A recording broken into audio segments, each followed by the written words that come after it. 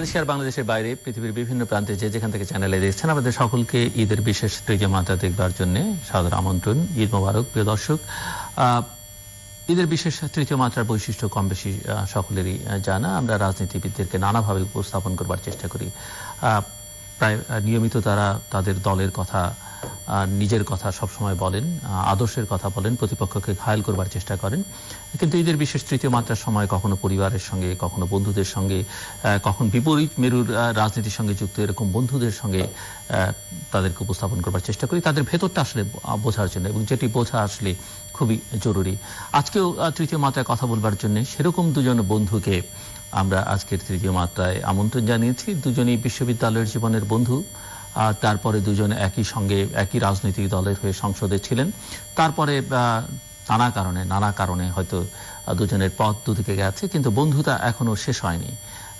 যদিও বাংলাদেশে দুটো আলাদা রাজনৈতিক দল করে, বিশেষ করে প্রধান দুটো রাজনৈতিক দলের সঙ্গে যুক্ত থেকে পরস্পর বিরোধী বন্ধুত্ব রক্ষা করা খুবই কঠিন। সেটি অন্তত প্রকাশ্যে করা আরো দুরূহ। হয়তো গোপনে গোপনে বা অপ্রকাশ্যে কারো বন্ধুত্ব থাকলেও থাকতে পারে, কিন্তু প্রকাশ্যে সেটি অনেকেই করতে চান না। তাতে অনেক বিড়ম্বনার মধ্যে পড়তে হয় নিজের দলের কাছে, নিজের সমর্থকদের কাছে, কর্মীদের কাছে। রাজনীতি এতটাই বিভাজিত হয়েছে। সেরকম জায়গায় দুজনকেই তাদের সাহসের তারিফ করতে হবে যে তারা সবসময় স্বীকার করেন যে তারা বন্ধু। চলুন পরিচিত হই। কারা আছেন আমার সঙ্গে? আমার বাই বসা আছেন বাংলাদেশ যুব মহিলা লীগের সভানেত্রী, সাবেক সংসদ সদস্য নাজমা আক্তার। আমার ডানে রয়েছেন সাবেক সংসদ সদস্য এবং বাংলাদেশ জাতীয়তাবাদী দল বিএনপি নেতা গোলাম মাওলা রনি। স্বাগত আপনাদের দুজনকে স্টুডিওতে।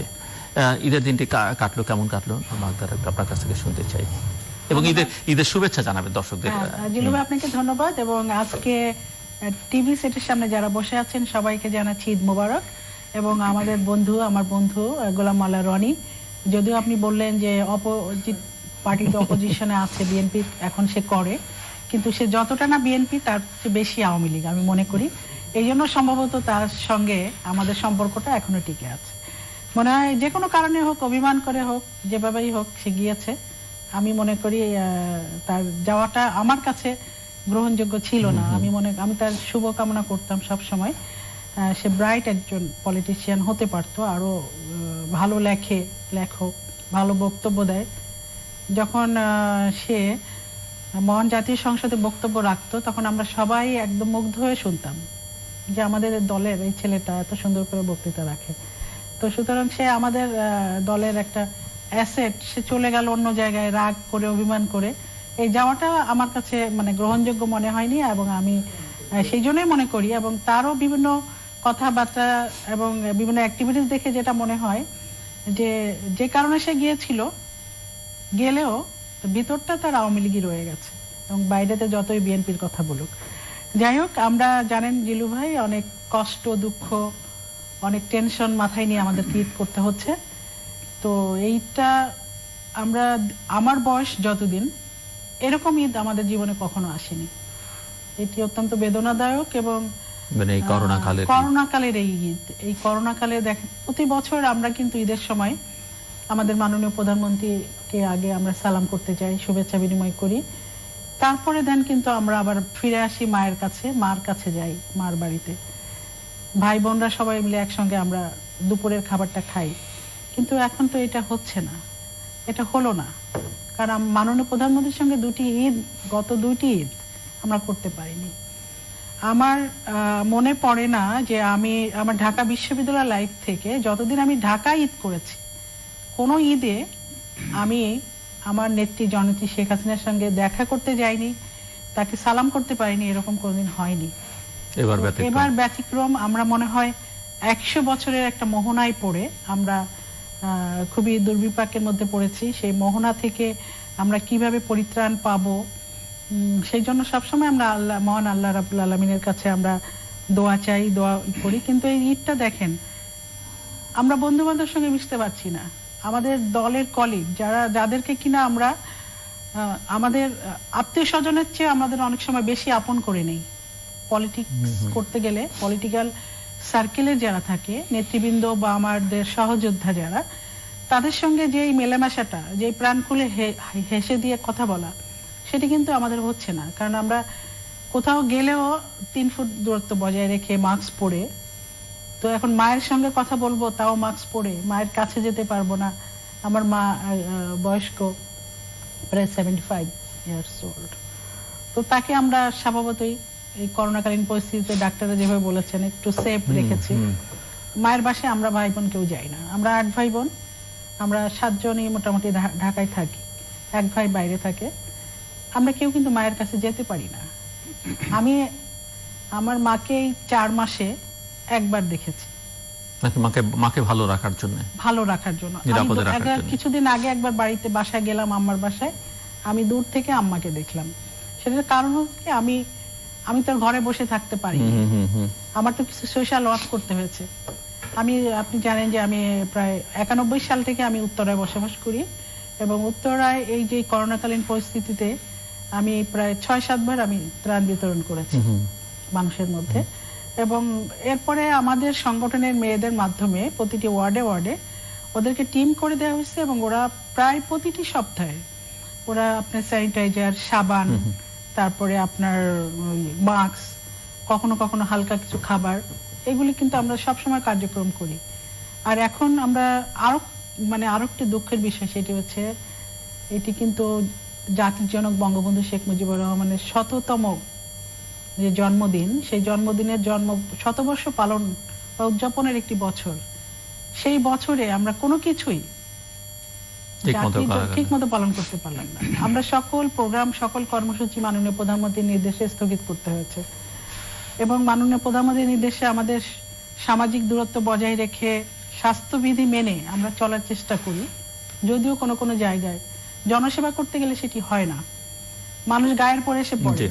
আর এখন ছবি তোলার যুগ, সবাই ছবি তুলতে চায়, যার কারণে আমি আমার মার কাছ থেকে এবং আমার ফ্যামিলির কাছ থেকে আমি দূরে থাকি। এখন তো এরকম অবস্থা যে ঘরে তিনজনই 3 ভাবে 3 জায়গায় থাকতে হচ্ছে, মানে যতটা দূরে থাকা যায়। তো এইটা একটা বিরূপ পরিস্থিতি। এই বিরূপ পরিস্থিতির মধ্যে 100 বছর মোহনায় যে ঈদ উদযাপন হচ্ছে, সেই ঈদটা আসলেই যে অত্যন্ত কষ্টের, বেদনার। তারপরেও আমাদের পবিত্র ধর্মগ্রন্থে আমরা যেহেতু এটা 2টি মূল আমাদের উৎসব, সেটা হচ্ছে ঈদ উল ফিতর, ঈদ উল আজহা, তো আমাদের উদযাপন করতেই হচ্ছে। তো সেই ধারাবাহিকতায় আমরা আজকে উদযাপন করছি। তো এটুকুই আজকে বললাম। গোলাম মাওলা রনি, আলোচনা বন্ধুতা শত্রুতা নিয়ে, এবং সেই সঙ্গে ঈদের শুভেচ্ছা আপনি দর্শকদের জানাবেন, কেমন করে কাটছে সময়টা। একটা চমৎকার ব্যাখ্যা নিজের অভিজ্ঞতার আলোকে দিলেন নাজমা আক্তার। আপনার কাছে করে শুনতে চাই। প্রথমত আপনাকে ধন্যবাদ, আপনাকে ঈদ মোবারক জানাচ্ছি, আমার বন্ধু নাজমাকে ঈদ মোবারক জানাচ্ছি। এবং আজকের এই অনুষ্ঠানের মাধ্যমে আমি আমার নির্বাচনী এলাকা গলাচিপা 10 মিনার সাধারণ মানুষ, যাদের সমর্থন, দোয়া, ভালোবাসা, ভোট, তাদের সেই সাহায্য এবং সহযোগিতা না পেলে আজকের যে গোলাম মাওলা রনি, সেটি হয়তো সম্ভব হতো না। এজন্য অন্তরস্থল থেকে আমি তাদেরকে ঈদ মোবারক জানাচ্ছি, তাদের শুভাশিস জানাচ্ছি তাদেরকে। এবং আলোচনার প্রথমেই আমি মহান আল্লাহ রাব্বুল আলামিনকে ধন্যবাদ জানাচ্ছি, কৃতজ্ঞতা জানাচ্ছি যে এত বিপদ, বালা, মুসিবত সারা দুনিয়ার মাশরিক থেকে মাগরিব পর্যন্ত, তার মধ্যে যে এখনো পর্যন্ত বেঁচে আছি এবং সুস্থ আছি, এবং এই আপনার এই অনুষ্ঠানে আসতে পেরেছি। এবং আমরা 3 জন, আমাদের বহু স্মৃতি, আপনার সঙ্গে আমার বহু স্মৃতি, নাজমার সঙ্গে বহু স্মৃতি, সেই স্মৃতিকাতর পৃথিবীতে আমরা আবার একত্র হতে পেরেছি আজকের দিনটিতে, এই জন্য আল্লাহর কাছে শুকরিয়া আদায় করছি। 2 নম্বরে হলো যে অবশ্যই যে কোনো একটা সংকট আমাদের যখন আসে পৃথিবীতে, সংকটের পিছনে পিছনে কিন্তু একটা সম্ভাবনাও কিন্তু আসে। আপনি দেখুন যে এই করোনার কবলে পড়ে সারা দুনিয়া তছনছ হয়ে গিয়েছে, অর্থনীতি, রাজনীতি, সমাজনীতি, এমনকি যে পারিবারিক যে বন্ধনগুলো, শত শত বছরের যে পারিবারিক বন্ধনগুলো, সেগুলো কিন্তু তছনছ হয়ে গিয়েছে। যারা ধর্মকর্ম নিয়ে বাড়াবাড়ি করতেন, বড় বড় কথাবার্তা বলতেন, আপনি ইরানের দিকে তাকিয়ে দেখুন, মক্কা মদিনার দিকে তাকিয়ে দেখুন, সেই শত বছরের সেই ধর্মীয় বিবাদগুলো কিন্তু এখন নেই। সম্পূর্ণ নতুন পরিস্থিতি অনুযায়ী মানুষজন কাজ করছে। তারই প্রেক্ষাপটে যদি আমি চিন্তা করি যে 17 কোটি মানুষ অধ্যুষিত দরিদ্র একটি দেশ বাংলাদেশ, এবং সেই দেশে আমরা এখনো পর্যন্ত বড় বড় দেশের তুলনায় ক্ষয়ক্ষতির দিক থেকে আমাদের কিন্তু অনেক কম, এবং এখনো পর্যন্ত আমাদের ভিতরে যে অ্যাডাপশন পাওয়ারটা আসছে জনগণের মধ্যে, এবং অবাক হয়ে গেলাম যে একজন গরু বিক্রেতা, সে গরু বিক্রি করতে পারছে না, তো সে বলল যে সরকারের কাছে আপনার কোনো দাবি আছে নাকি? সরকারের কাছে আমি কি দাবি করব, সরকারই তখন বিপদের মধ্যে আছে। তো এই যে দেখুন একজন গরু বিক্রেতার যে তার কথাবার্তা, তার উপলব্ধি যে আমি সরকারের কাছে কি দাবি করব, সরকারই তো বিপদের মধ্যে আছে, মুসিবতের মধ্যে আছে।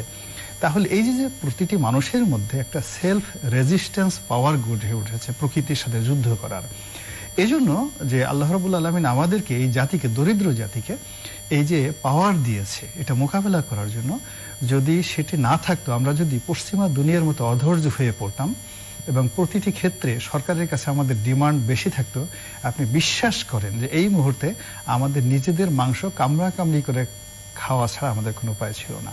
তো সেই অর্থে আমি আল্লাহর কাছে ধন্যবাদ জানাই যে আল্লাহ আমাদেরকে এত বিপদের মধ্যেও এই অবস্থায় রেখেছে। তবে একটা ব্যাপার হলো যে প্রতি 100 বছর পর পর আসলে পৃথিবীতে এরকম একটা বিবর্তন আসে। 1920 সনে যে বিবর্তনটি এসেছিল সেইটা প্রায় 3 বছর এটা কিন্তু চলেছে। আমাদের এই যে বর্তমান যে প্রবলেমটা যাচ্ছে, এই প্রবলেমটাও আগামী 3-4 বছরের সঙ্গে কিন্তু আমাদেরকে লড়াই সংগ্রাম করে চলতে হবে। এবং সেই লড়াই সংগ্রাম করার যে প্রকৃতি প্রদত্ত ক্ষমতা, এটার জন্য সরকার বা বিরোধী দল বা রাজনীতি বা আমি বা নাজমা আমরা কেউ দায়ী না। আল্লাহ রাব্বুল আলামিন আমাদের মনের, মানে সাধারণ মানুষের মনের মধ্যে দিয়ে দিয়েছে। যেখানে দিল্লি এবং মুম্বাইয়ের যে বড় বড় স্ল্যামগুলো, বস্তিগুলো, তার অর্ধেক লোক করোনা আক্রান্ত, বিবিসির খবরে। আর সেখানে বিবিসির সংবাদদাতারা আমাদের ঢাকা শহরের কোনো বস্তিতে এখন পর্যন্ত একজন করোনার রোগী পাওয়া যায় নাই। এটা নিয়ে তারা খুব আশ্চর্য হয়ে গেছে যে হাউ ইট ইজ পসিবল, এটা কি করে সম্ভব। তা আপনি এটাকে কি বলবেন? এটাকে আমি মনে করি যে এই জাতির যে সরলতা রয়েছে, এই জাতির যে ধর্মবোধ রয়েছে, এই জাতির যে পরিশ্রম করার ক্ষমতা রয়েছে, তারা সব ক্ষেত্রে আল্লাহকে মানে, সব ক্ষেত্রে রাসূলকে মানে। এবং কোনো মানুষ যদি কোনো মানুষের প্রতি অন্যায় করে, মন্দ লোক তো আমাদের সমাজে আছে, তখন তারা প্রতিশোধ নেয়ার চাইতে তখন এই প্রতিবিধানের জন্য তারা আল্লাহর প্রতি নির্ভর করে। ফলে হানাহানিটা আমাদের সমাজে কিন্তু তুলনামূলকভাবে কম হচ্ছে। তো সেই আল্লাহর শাস্তি একজন মানুষের প্রতিশোধের শাস্তির চেয়ে অনেক কঠিন, অনেক কঠিন হয়। তো সেই অর্থে আমি মনে করি এই করোনা সংকটের মধ্যেও আমাদের আনন্দ কিন্তু থেমে নেই। আজকে এই যে ঈদুল আজহার কথা বললেন, আপনি দেখুন যে এর মধ্যেও সৌদি আরবে যেভাবে উদযাপিত হচ্ছে, অন্যান্য মুসলিম দেশে যেভাবে উদযাপিত হচ্ছে, তার সাথে আপনি দেখেন আমাদের মিডিয়ার সংবাদে গত কয়েকদিনেই যাবতীয় দেখা গেছে যে কোন গরুটার দাম কত উঠলো, কোন গরুর কত মাংস, এই বছর রাজা হলো কে, যুবরাজ কে, এই সমস্ত গরুর বিভিন্ন নাম ঠাম দিয়ে গরুর ছবি নিয়ে আমাদের জাতীয় দৈনিকগুলো বড় বড় নিউজ করছে এবং মিডিয়াগুলো, টেলিভিশনগুলো বড় বড় সংবাদ পরিবেশন করছে। অর্থাৎ দেখা যাচ্ছে যে এত মনে হচ্ছিল যে গরু বিক্রি হবে না, মানুষকে কিন্তু হচ্ছে যথেষ্ট যথেষ্ট বিক্রি এবং কোনো অংশে কিন্তু গরুর দাম কিন্তু কমে নাই কোনো অংশে। এর মধ্যে কিন্তু আবার ভারত থেকেও পর্যাপ্ত চোরা কারবারিরা তারা কিন্তু নিয়ে আসছে। তাহলে আমাদের যে লোকাল কনজিউমার ছিল অলমোস্ট 80 লাখ গরু উৎপাদন টার্গেট ছিল, 80 লাখ গরু সেটা যেভাবে হচ্ছে তার সাথে সাথে মানে আবার ভারত থেকে ধরুন 10-20 লাখ আসছে। তো এই যে এই মার্কেটকে কেন্দ্র করে সাধারণ মানুষের মধ্যে কিন্তু আবেগ উচ্ছ্বাস রয়েছে এবং সেই উচ্ছ্বাস আমরা যারা একটু রাজনীতি করি, এটা আরো ভালো হতো যে আমরা যদি সামাজিক দূরত্বগুলো থাকার কারণে আমরা হচ্ছে কি ওই আনন্দটা ভাগাভাগি করতে পারছি না। আনন্দ হচ্ছে ঠিকই, সব জায়গায় আনন্দ হচ্ছে, কুরবানি হচ্ছে, সবার মনের মধ্যে সৃষ্টি হচ্ছে এবং এটি যদি একটা যাকে বলে ওয়াজিব ইবাদত, কিন্তু মানুষ এটাকে ফরজের সাথে গুরুত্বপূর্ণ মনে করে এই উৎসবটাকে, সেইভাবে সবাই করে যাচ্ছে এবং আমরাও করে যাচ্ছি যার যার অবস্থান। প্রতি বছর আমরা এই কুরবানি কেন্দ্রিক যে অন্যান্য যে সামাজিক আচার অনুষ্ঠানগুলো করার দরকার সেটা আমরা করতে পারছি না। This is the low fall. Second thing হলো আমার বন্ধু যে কথাগুলো বলেছেন রাজনীতির ব্যাপারে, কিছু তো না বললে একেবারে হয়ে যায়।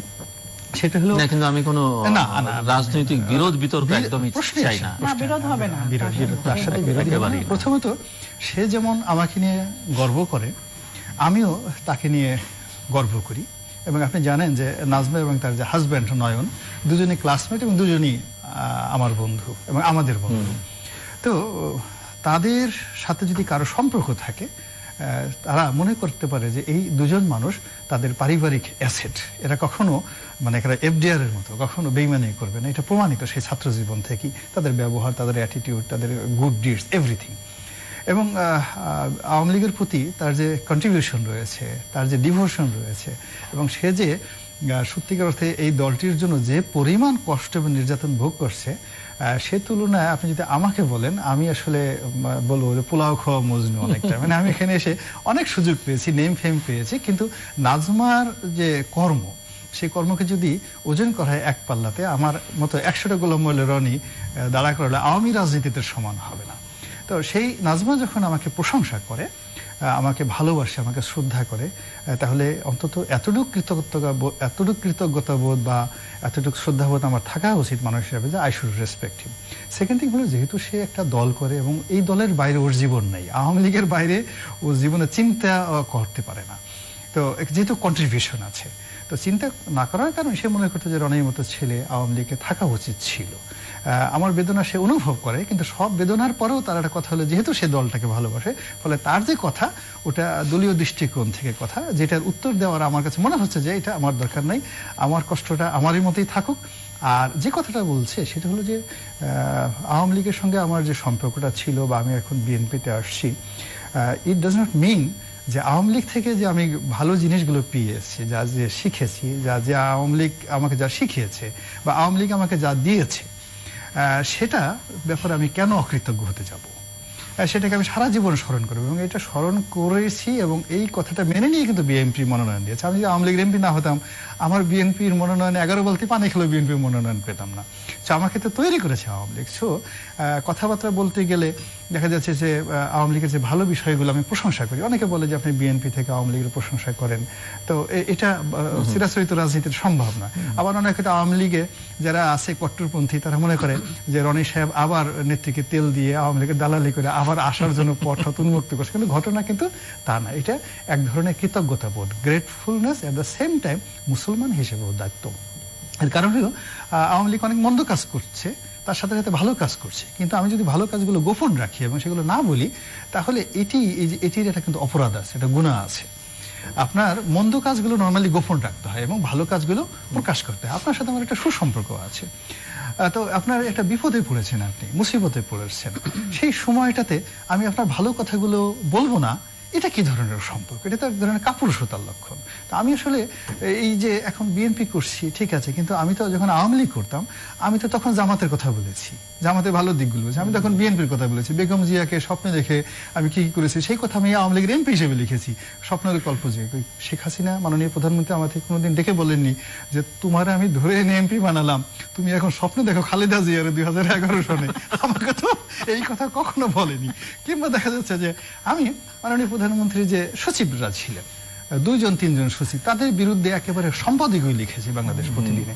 সেই সচিবরাও আমাকে কিছু বলেনি, মাননীয় প্রধানমন্ত্রীও বলেনি। কিংবা আপনার এই অনুষ্ঠানে দেখা গেল যে একটা সমালোচনা করেছি, সমালোচনা করতে গিয়ে আমি যা বলতে চেয়েছি তার চাইতে আরো নেগেটিভ ভাবে পত্রিকাগুলো সেটা প্রকাশ করেছে, এবং সেটা নিয়ে পুরো একটা সংসদীয় কমিটি, আমাদের একটা পার্লামেন্টারি কমিটি ডাকা হয়েছিল গোলাম মোল্লা রনিকে শায়েস্তা করার জন্য। এবং সেখানে যে কি বিরূপ অবস্থা, সেটা হলো দুটো ঘটনা। একটা হলো ওই যে সৈয়দ আবুল হোসেন সাহেবের দৌড় নিয়ে একটা গল্প ছিল, যেটা অপরিণত বয়সের যে একটা বালখিল্য ছিল আমার।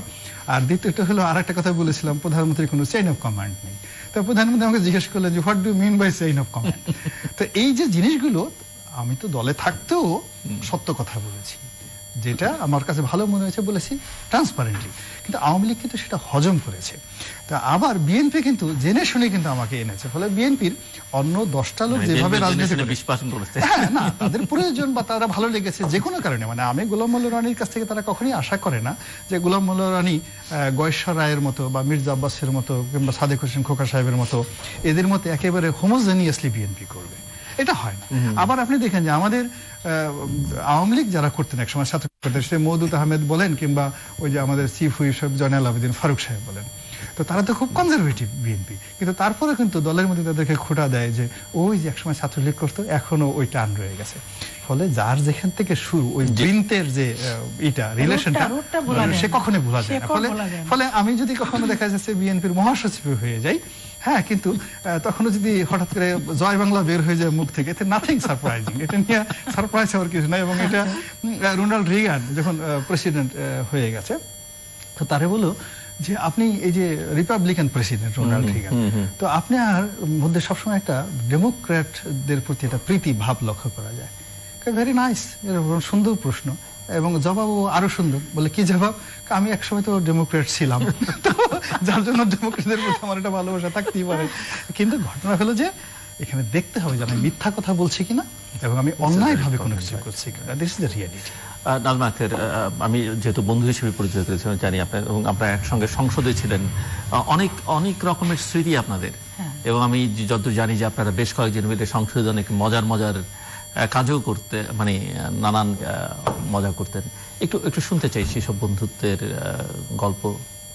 না, আমাদের আসলে আমাদের একটা টিম ছিল, যে আমরা ইয়াং পার্লামেন্ট মেম্বার যারা, তাদের মধ্যে আমাদের একটা টিম ছিল, যে টিমটা আমরা আমাদের সজীবদের জয়ের ইসে কাজ করতাম, বা আমাদের সিআরআইতে আমরা কাজ করতাম, বা আমরা কখনো কখনো মাননীয় প্রধানমন্ত্রীও আমাদের ডাকতেন। যেমন আমরা যখন গাজীপুর নির্বাচনে হেরে গেলাম, আমরা তো বিশাল ক্যানভাস করছি। রনি তো পুরো টুপি মাথায় দিয়ে বিভিন্ন জায়গায় কি না করছে, আমার চাকরিটা গেল ওই নির্বাচনের কারণে। হ্যাঁ, পুরো আমরা তো পুরো 5তলা 7তলা গার্মেন্ট হেঁটে উঠে উঠে সেখানে আমরা ক্যানভাস করছি। তারপরে যখন হেরে গেলাম, তখন মাননীয় প্রধানমন্ত্রী আমাদের কয়েকজনকে ডাকছিল, মনে আছে?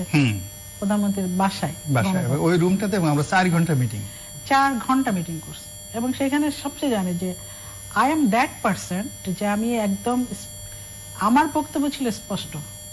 অনেকের সামনে ছিলেন, তাদেরকে নিয়েও আমি কথা বলেছি, এই হয়েছে। কারণ এটা জানে আমি, যাই হোক, যেহেতু হয়তোবা এরকমই যে আমার বঙ্গবন্ধুর এলাকার মাটি আমার মাটি সেটা আমার স্পষ্টবাদী। আমি রেখে আমি নেত্রী ডাকছেন আমাদের কথা শোনার জন্য, আমি নেত্রীকে মিথ্যা কথা বলবো না, এটি হচ্ছে আমার কথা। আমি বললে সত্য বলবো, না হলে চুপ করে থাকবো। তো সত্য যখন বলতে গেলাম, তখন দেখলাম যাদের বিরুদ্ধে বলবো তাদেরই অনেকে সেখানে উপস্থিত।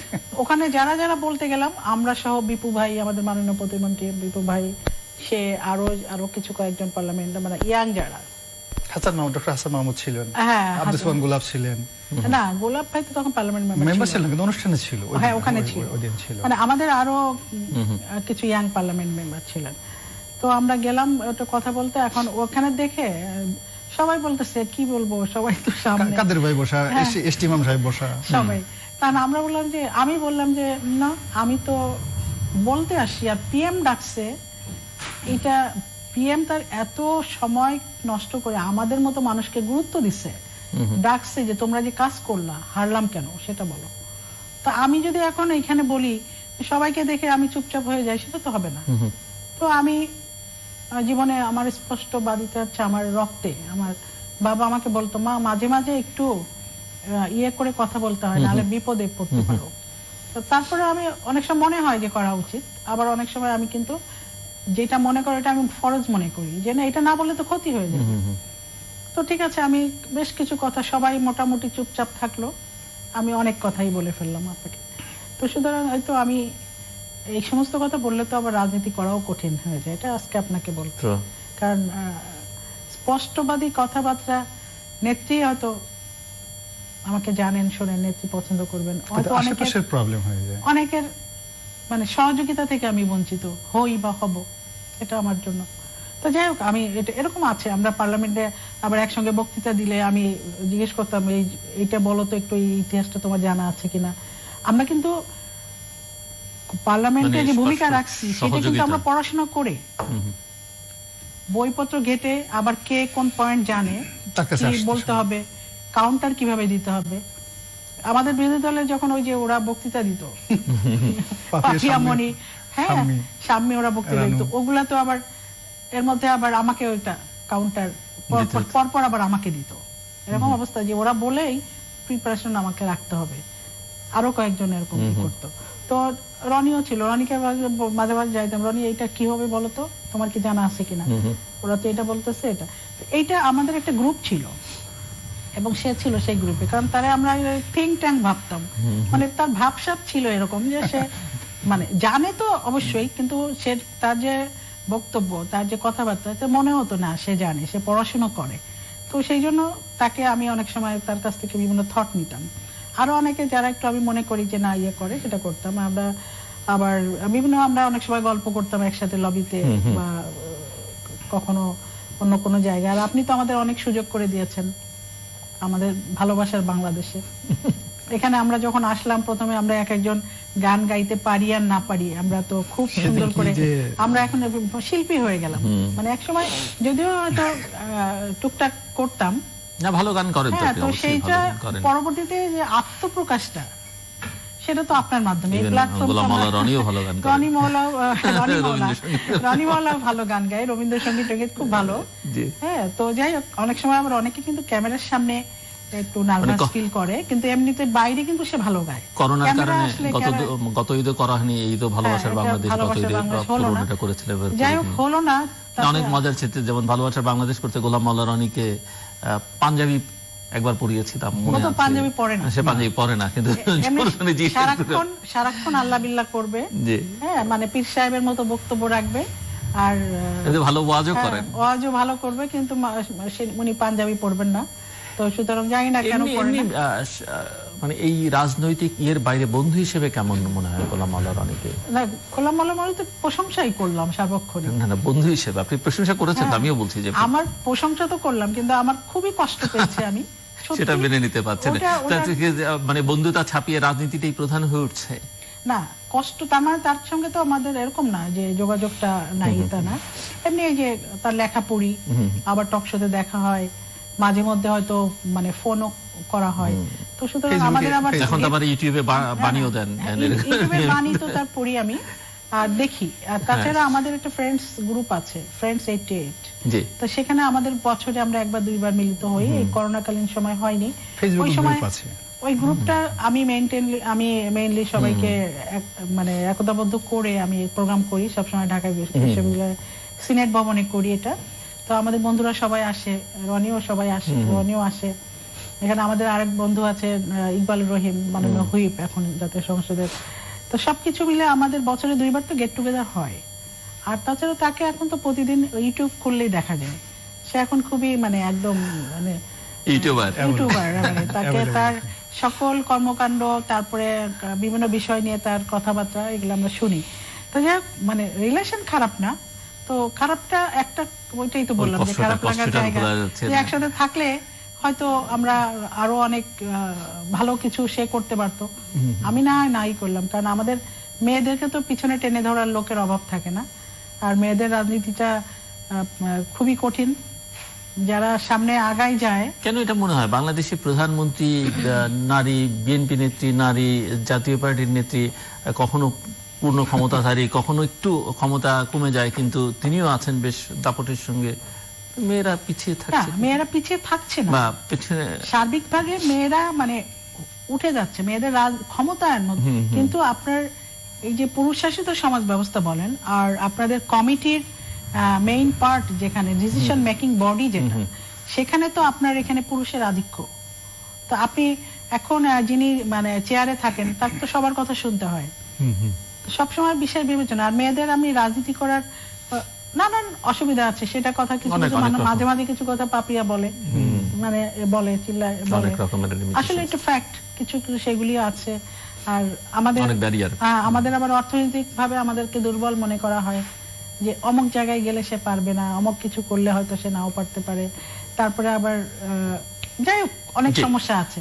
কিন্তু নারীর ক্ষমতায়ন বাংলাদেশে এবং নারীদের সামাজিক যে শৃঙ্খলার মধ্যে আনা, বা সামাজিকভাবে যে আমাদের মূল ধারাবাহিকতার সঙ্গে সংযুক্ত করা, যে বিভিন্ন মেয়েদেরকে বিভিন্ন ভাতা টাতা দিয়ে নেত্রী যেটা করেছেন, এবং মেয়েদের বিভিন্ন জায়গায় পদায়ন করে ক্ষমতায়ন করেছেন, সবকিছু আছে। কিন্তু পুরুষ শাসিত সমাজে তো আমরা যতটুকু পাওয়ার দরকার ততটুকু তো আমরা পাচ্ছি না।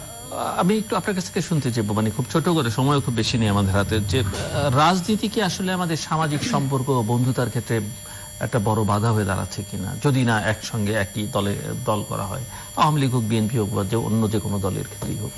আমার কাছে মনে হচ্ছে কি, যখন স্বার্থ সংশ্লিষ্ট বিষয় আসে, যেমন দেখা গেল একটা সিটে আমি বা নাজমা দুজনে প্রতিদ্বন্দ্বী হয়ে পড়েছি, তো সেই ক্ষেত্রে আসলে খুব অল্প সংখ্যক জায়গাতেই বন্ধুত্ব রক্ষা হয়। আর এর বাইরে যদি ঠিক একটা অভিন্ন বিষয় নিয়ে স্বার্থ সংশ্লিষ্ট দ্বন্দ্ব না থাকে, তাহলে প্রতিপক্ষ থাকা সত্ত্বেও কিন্তু রাজনৈতিক সম্পর্কটা থাকে। এবং অন্যান্য যে কোনো সেক্টরের বন্ধু বান্ধবের তুলনায় রাজনীতির যে বন্ধুত্ব, এটা অনেকটা যাকে বলে হোমোজেনিয়াস এবং অনেকটা যাকে বলে পরীক্ষিত। আমি দেখেছি যে এখনো রাস্তায় যদি আওয়ামী লীগের কোনো মন্ত্রী এমপির সঙ্গে দেখা হয়, যে আন্তরিকতা নিয়ে তাদের সঙ্গে আমার কথাবার্তা হয়, আমার যারা ব্যবসায়িক বন্ধু বা আমি যখন সাংবাদিক হিসেবে আমার যারা বন্ধু ছিল তাদের সাথে আমার কাছে মনে হয় যে পলিটিক্যাল সেক্টরে আমার যারা বন্ধু তাদের সঙ্গে আমার এটা বেশি। এবং আমরা জাতীয় সংসদে যখন ছিলাম তখন বিশেষ করে আমাদের রাষ্ট্রপতি, বর্তমান মহামান্য রাষ্ট্রপতি, উনি যখন স্পিকার ছিলেন তাহলে তখন ঠিক সংসদটা সত্যিকার অর্থে আসলে জমজমাট ছিল। এখানে কি হলো, বিএনপির যারা ছিলেন আর কি, মনি ছিলেন, পাপিয়া ছিলেন, রানু ছিলেন, তারপরে হীরা ম্যাডাম ছিলেন, অন্যরা ছিলেন, এরা সবাই খুব প্রস্তুতি নিয়ে আসতো গালাগালি করার জন্য, অসম্ভব ভাষায় গালাগালি করার জন্য। আর যেহেতু পাপিয়া আমার বন্ধু, তা পাপিয়া বন্ধু হওয়ার কারণে ওই সঙ্গতে কারণে রানু, মনি, ওরা যে আস্তে আস্তে সামনে সবাই আমাকে ভাবে ভাই ভাই হিসেবে মনে করতো। তো ওরা করছে কি, প্রায় চিরকুট পাঠাতো, স্লিপ পাঠাতো, হ্যাঁ ছোট ছোট স্লিপ পাঠাতো, এবং সেই স্লিপের যে ভাষা ও আমি বলতে পারবো না, হ্যাঁ সেটা মানে বিভিন্ন লোক সম্পর্কে মানে একদম সেই অবস্থাতে আপনার হাসতেই হবে সেই ভাষা নিয়ে।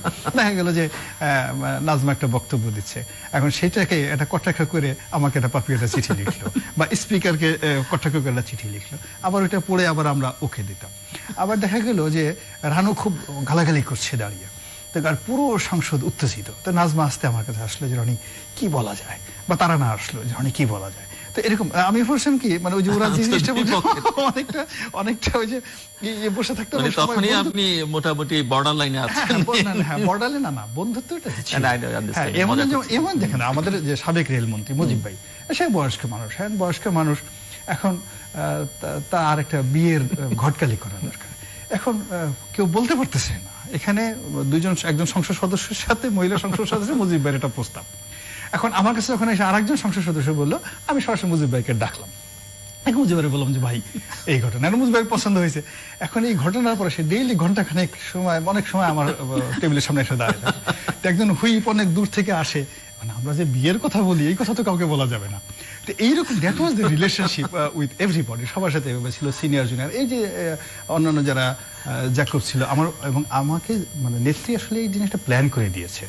যেমন আমার পাশে বসতো বিপু, তারপর ইকবালুর রহিম, এরপরে নজরুল ইসলাম বাবু, নজরুল ইসলাম বাবুর পরে জ্যাকব, পিছনে পলক, মানে ইয়াংরা সেটা টার্গেট করে রেখেছিল যে এই ইয়াংরা একত্র থেকে আগামীতে নেতৃত্ব দেবে, এবং তারাদের মধ্যে যাতে একটা বন্ডেজ তৈরি হয়ে যায়, প্ল্যান করে। এবং আমাদের কিন্তু পার্লামেন্টের যেই সিটটা সেই একসাথে, এবং আমাকে দিছে সবার মধ্যে, দিচ্ছে, এবং আমি ওই 5টা বছরে কিন্তু ওই মধ্যমণি হিসেবে সেটা করছে। এবং আমার মধ্যে দেখা গেল যে শুধু তাই না, আমার জুনিয়রদের সাথে ভালো সম্পর্ক ছিল, এমনকি তুফাইল ভাইদের সাথে, তুফাইল ভাই, আশরাফ ভাই, আমু ভাই, এদের সঙ্গে আমার যে সম্পর্ক ছিল এবং আমাদের যে আলাপ আলোচনা হতো যে সমস্ত বিষয়, ওটা আমি এখানে বলতে পারবো না, মানে প্রচন্ড হাসাহাসি হতো সেই জিনিসগুলো। তো ওটা আমরা এনজয় করেছি।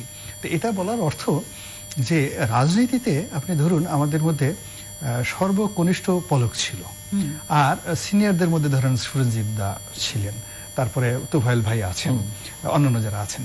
তো আমি ব্যক্তি হিসেবে গোলাম মোল্লা রনি হিসেবে, নাজমা হিসেবে, বা আমাদের লতিফ সিদ্দিকী সাহেব আছেন, তো পলকের সাথে যেভাবে আমরা কোনো রকম ফর্মালিটিস না করে ফ্রিলি আলাপ আলোচনা করতাম, আবার ওই বড় সিনিয়রদের সাথে আলোচনা করতাম, এই বন্ধুত্বটা আসলে অন্য সেক্টরে অনেক চমৎকার গল্প। সময় থাকলে আরো বেশি আমরা শুনলাম, কিন্তু একেবারে শেষ প্রান্তে আমার হাতে আর খুব বেশি সময় নেই। সো আমি জানি, এবং এই কথার মধ্যে বেরিয়ে এসছে যে নাজমা আক্তার খুবই ভালো গান করেন, আমি প্রশংসাই করি।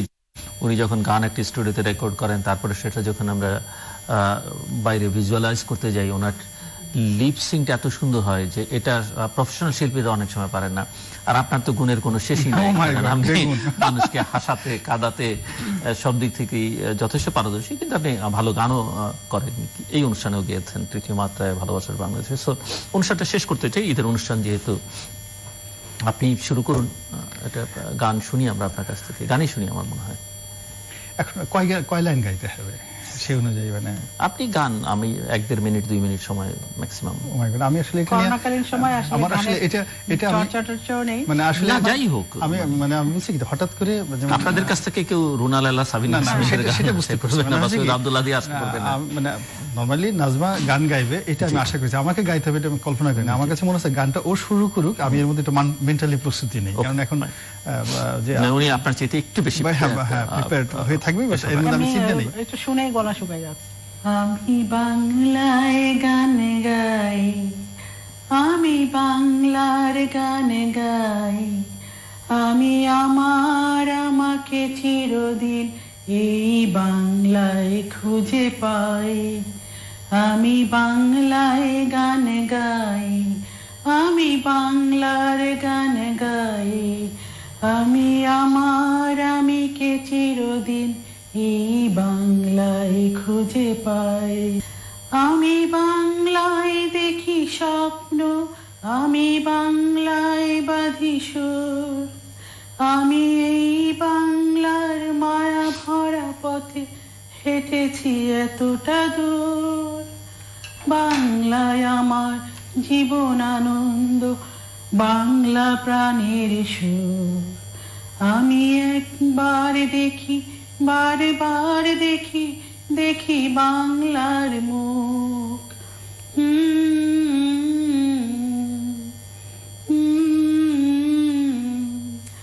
আমি বাংলায় গান গাই, আমি বাংলার গান গাই। চমৎকার। বধূ কোন আলো লাগলো চোখে, বধূ কোন আলো লাগলো চোখে, বুঝি দীপ্তি রূপে ছিলে সূর্যলোকে। এ বধূ কোন আলো লাগলো চোখে, ছিল মন তোমারই প্রতীক্ষা করি, যুগে যুগে দিন রাত্রি ধরি, ছিল মর্ম বেদনা ঘন অন্ধকারে। জনম জনম গেল বিরহ শোকে, এ বধূ কোন আলো লাগলো চোখে। অনেক অনেক ধন্যবাদ। চমৎকার চমৎকার। রাজনীতি নিয়ে অনেক সমালোচনা আমরা করি, কিন্তু রাজনীতি আসলে সবকিছু নিয়ন্ত্রণ করে এবং রাজনীতি আসলে অনেক কিছু বদলে দিতে পারে, এবং এটি ট্র্যাডিশনালি গোটা পৃথিবীব্যাপী হয়ে আছে। রাজনীতিবিদদেরই আসলে অনেক বেশি উদার হতে হয়, এবং সেই উদার্য যাদের থাকে তারাই আসলে অনেক দূর এগিয়ে যায়। বাংলাদেশে বিভাজিত রাজনীতি, অনেক রকমের সংকট আছে, অনেকে অনেক কিছু প্রকাশ্যে বলতে পারেন না যেটি তাদের ভেতরের কথা, কিন্তু এবং সেই কারণে অনেক সামাজিক সম্পর্ক, অনেকে বন্ধুত্ব প্রকাশ্যে খুব একটা দেখা যায় না। এমনকি এক পক্ষের মৃত্যু হলে অন্য পক্ষ সমবেদনা জানাতেও খুব একটা কুণ্ঠাবোধ করেন। সেই জায়গায় আজকে আমার যে দুজন অতিথি, তাদের বিশ্ববিদ্যালয় জীবনের বন্ধু এবং সংসদে ছিলেন, এক দল করতেন, এখন আলাদা দল করেন, কিন্তু বন্ধুত্বটা আছে। এবং এই ধরনের সামাজিক সম্পর্ক, এই ধরনের বন্ধুত্ব, এগুলো খুবই অপরিহার্য মানুষের বেঁচে থাকার জন্য, একটা সুন্দর সমাজ নির্মাণ করবার জন্য, এবং এটি গণতান্ত্রিক সমাজ রাষ্ট্র নির্মাণের জন্য অত্যন্ত জরুরি। আমরা আশা করব যে তারা এই ধারা অব্যাহত রাখবেন এবং তাদের দেখে অন্যরা অনুপ্রাণিত হবেন, উৎসাহিত হবেন, এবং এই সম্পর্কগুলো আরো বেশি প্রাণোজ্জ্বল হবে, আরো বেশি বিস্তৃত হবে সবার মধ্যে। দর্শক, আমাদের সঙ্গে থাকবার জন্য অসংখ্য ধন্যবাদ। আপনাদের সবার জন্য শুভকামনা।